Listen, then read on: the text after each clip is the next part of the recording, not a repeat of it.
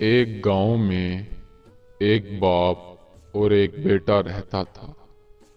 उनकी बहुत सारी जमीन थी। उन्होंने वहीं अपनी जमीनों के बीच में अपना एक घर बनाया हुआ था, जिसमें वो और उसका बेटा रहता था। वो जंगलों में जाते, वहां पर लकड़ियां काटते और उन लकड़ियों को कारखानों में जाकर खुद बनाते।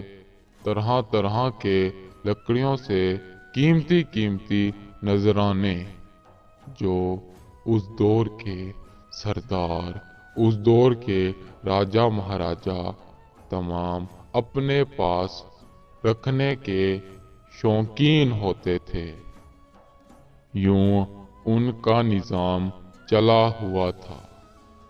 एक बार उसका बेटा सल्तनत की तरफ जा रहा था राजा से मुलाकात करने को, के रास्ते में उसकी नजर एक खूबसूरत लड़की पर पड़ी जो नकाब किए ठहरी थी। उसने उसे देखा, वो उसकी तरफ मदहोश हो गया, उसको पाना चाहता था। मगर उनका रिवाज था कि खानदान से बाहर वो कहीं पे भी शादी नहीं कर सकते।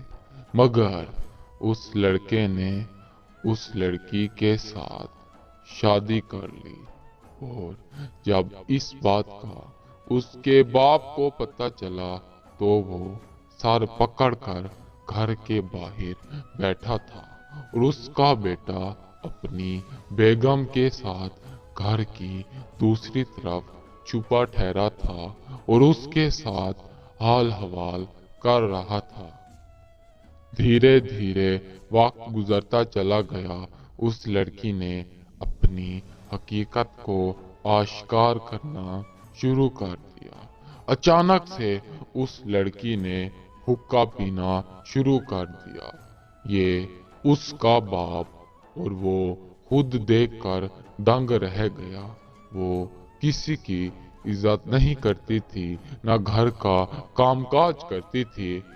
वो बहुत परेशान हुए ठहरे थे कि इस बला से कैसे जान छुड़ाएं। उसका बेटा भी पछता रहा था कि मैं उस वक्त इतना अंधा हो गया था कि मुझे कुछ दिखाई ना दिया। वो बाजार में अपना सामान बेचने को गए हुए थे। वहीं पर एक गरीब बच्ची ठहरी थी, भूखी प्यासी। उसने इनसे मदद मांगी तो इन्होंने उस पे तरस खाया और उसे अपने घर ले गए। खाना पीना खिलाते रहे, मगर वो औरत उसके साथ भी वैसा ही सलूक करने लग गई। उस नन्ही सी बच्ची ने उसे सबक सिखाने का फैसला किया।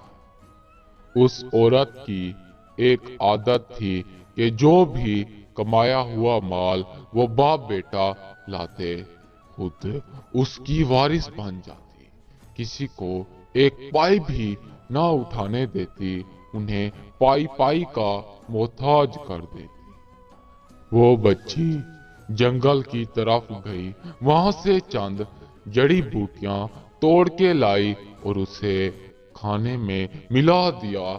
और जब उस औरत ने खाना खाया, खाना खाने के थोड़ी देर बाद उस औरत को अचानक से खुजली होने लग गई। वो बहुत परेशान हो चुकी थी।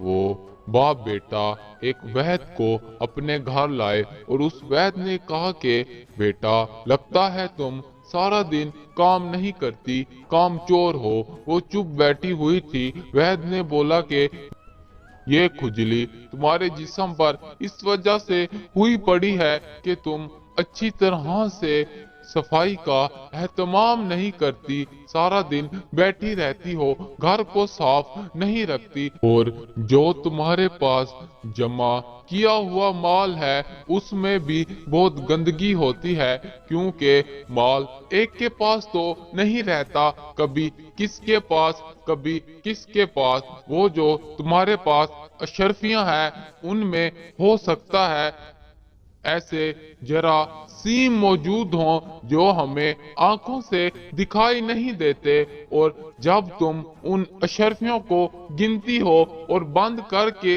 रख देती हो और उसके बाद अपने जिस्म पर किसी जगह पर हाथ मारती हो तो हो सकता है उससे तुम्हें खुजली होती हो।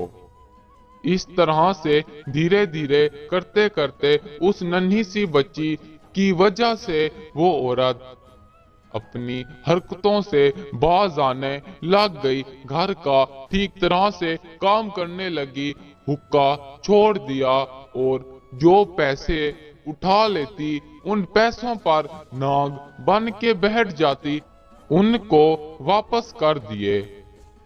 यूं ज़हीन बच्ची की अक्लमंदी ने बुजुर्ग की फूटी किस्मत को चमका दिया।